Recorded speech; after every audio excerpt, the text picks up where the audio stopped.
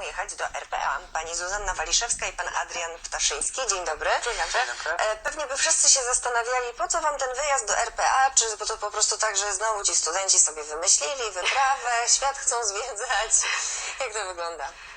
Uważamy, że kierunek filologii angielska z południowoafrykańską jest takim niesamowitym kierunkiem, jedynym w swoim rodzaju.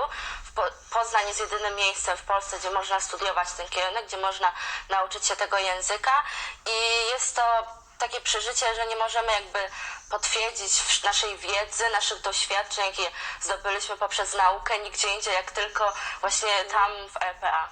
Tak, to jest tak jakby konieczny suplement, że tak powiem, całego kierunku, czy może nawet zwieńczenie go. Ponieważ to jest tak jak z fizyką. Możemy się uczyć wzorów, możemy się uczyć definicji na temat pola magnetycznego, a jeśli nie sprawdzimy tego w praktyce, w doświadczeniu, to jest to na nic praktycznie. To są tylko słowa. Czy na waszej specjalności, na waszym kierunku to już jest taka tradycja, że studenci wyjeżdżają? Tak, to nasza wycieczka będzie już 5. z kolei taką wyprawą akademicką, naukową. Co roku studenci organizują właśnie tę wyprawę do RPA. To jest tak, że macie, jak rozumiem, sieć zaprzyjaźnionych placówek w RPA, zaprzyjaźnionych uniwersytetów czy też szkół i tam jedziecie do nich na wymianę? To się tak odbywa? Można to tak nazwać, będziemy w uniwersytetach w większości czołowych miast, że tak powiem, kraju, takich jak Kapsztad, takich jak Johannesburg, Stellenbosch i tak dalej, główne uniwersytety kraju.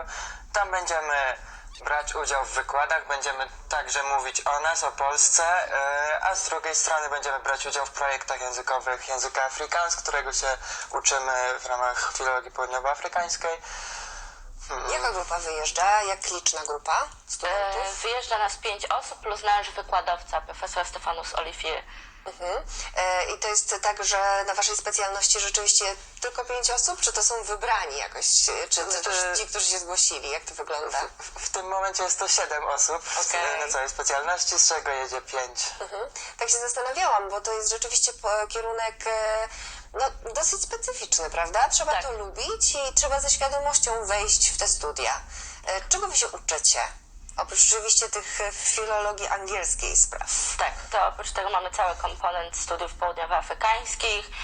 Na pierwszym roku mieliśmy historię południowej Afryki, mieliśmy literaturę języka Afrikaans, literaturę południowoafrykańską w języku angielskim, kulturę południowej Afryki, aby jak już pojedziemy do tego kraju, aby wiedzieć, jak ten kraj wygląda, znać jego historię, przeszłość, no i oczywiście język Afrikaans. No właśnie, jeśli chodzi o sam ten język, jest to język trudny, wymagający dla Polaków, no tak możemy. To znaczy nie jest to język trudny, jest to język w zasadzie o uproszczonej gramatyce w stosunku na przykład holenderskiego. Jest to język germański, więc jeśli ktoś uczył się już na przykład niemieckiego bądź holenderskiego, to ma już duży start, że tak powiem. 90% słownictwa w zasadzie jest z języka holenderskiego, reszta angielski i inne wpływy tam już azjatycko-afrykańskie. Natomiast gramatyka jest bardzo prosta. Dla przykładu czasowniki nie odmieniają się przez osoby, więc wystarczy znać jedną formę. O, to jest super. Więc, a porównując do języka polskiego i naszej gramatyki zawiłej, zagmatwanej, To są zdecydowanie. dwie strony spektrum w zasadzie, ponieważ język polski jest uważany przez niektórych za najtrudniejszy na świecie. szeleszczący, bardzo Dokładnie. mocny. Natomiast język Afrikaans jest uważany za jeden z najłatwiejszych na świecie do nauki. Skąd się wzięła w was taka ciekawość co do tego języka, że wybraliście te studia? Osobiście zawsze jak byłam zainteresowana językiem angielskim, bo lubiłam się uczyć języka angielskiego podczas rekrutacji na studia, bo odkryłam, że istnieje taki kierunek w Poznaniu i pomyślałam sobie, że musi być to jeszcze o wiele ciekawsze niż zwykła sama filologia angielska. Ja uznam z praktycznego punktu widzenia, że jeśli mam studiować samą filologię angielską, mam też do wyboru dodatkowy język, to zawsze będzie to i ciekawsze, i przydatniejsze. A poza tym zdarza się często, że poszukuje się na rynku pracy właśnie specjalistów o bardzo specyficznej, wąskiej dziedzinie i doświadczeniu, więc tutaj pewnie to też... Oczywiście to jest taka nisza duża, to jest 7 milionów ludzi w zasadzie mówi tym językiem w kraju docelowym, natomiast na świecie jest bardzo mało specjalistów w tym kontekście. Tak jak koleżanka mówiła, jesteśmy jedynym kierunkiem w Polsce, a w zasadzie w Europie chyba Też, jeśli nie jeden z dwóch czy trzech. To wyjątkowo. Mogą Państwo na przykład zaglądać na bloga Chasing the Horizon. To jest blog, na którym można się dowiedzieć na przykład po kolei, gdzie będziecie jeździć, co będziecie robić.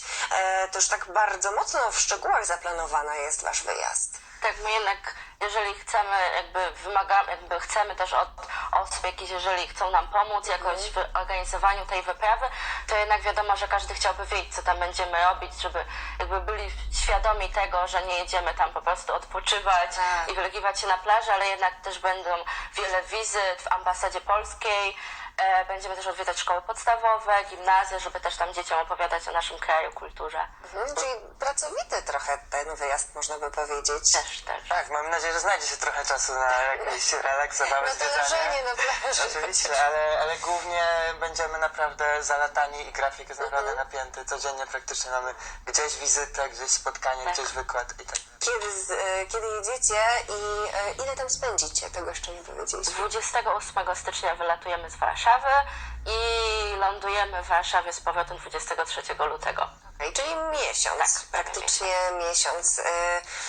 Tak się zastanawiam, co możemy jeszcze powiedzieć a propos tych wypraw, bo to jest tak, że czy później na przykład zdarza się tak, że Was pytają, że macie jakieś prelekcje, że opowiadacie innym studentom, jak to wyglądało na miejscu, przewozicie ze sobą zdjęcia, taki też jest plan? Chcemy też oczywiście po powrocie, jak już wrócimy z Południowej Afryki, opowiadać tutaj osobom, które będą zainteresowane, jak wyglądała nasza wyprawa. Nie ukrywamy, że to też jest wyprawa, żeby zareklamować nasz kierunek, żeby więcej studentów przychodziło na nasz kierunek, żeby rozpropagować w Poznaniu, nie tylko może w Poznaniu, kulturę Południowej Afryki, ogólnie ten cały kraj. To będziemy Państwu polecać i zapraszać, bo rozumiem, że tutaj też jest moment na jakiś apel. Jeżeli oczywiście ktokolwiek jest zainteresowany jakąś pomocą nam w zorganizowaniu tej wyprawy, ponieważ sami wszystko organizujemy, spotykamy się ze sponsorami, patronami medialnymi. Jeżeli ktoś chciałby nam pomóc w jakikolwiek sposób, to jesteśmy otwarci na propozycje. Mamy też naszego fanpage'a na Facebooku, gdzie można lajkować, komentować i się z nami również kontaktować. I oglądać też zdjęcia. Z takich bardziej technicznych spraw, jeśli ktoś byłby naprawdę zainteresowany jakimś sponsoringiem czy patronatem, oczywiście możemy zaoferować, będziemy mieli specjalne koszulki, pewne czapeczki Czy jakieś. profesjonalnie podchodzić. Oczywiście, będziemy. plus oczywiście pojazd, którym się będziemy poruszać, to będzie minibus, na którym można bez problemu nakleić loga sponsora. Więc jeśli Państwo chcą ułatwić ten wylot właśnie do RPA studentom, to wiecie Państwo już, gdzie zaglądać, Facebook, ale też na przykład blog. Wszystkie informacje w internecie są dostępne. Trzymamy kciuki i mam nadzieję, że będziecie mieć dobre wrażenia, niezapomniane wspomnienia i też się sporo nauczycie w RPA. Dziękuję Wam bardzo, że Dziękuję przyszliście bardzo. do nas do studia. Zuzanna Waliszewska i Adrian Ptaszyński to studenci filologii angielskiej z południowoafrykańską, uczestnicy wyprawy do RPA Chasing the Horizon Tour 2016. Dziękuję bardzo za rozmowę Państwu, dziękuję za uwagę. Będzie krótka przerwa i będziemy wracać już za chwilę.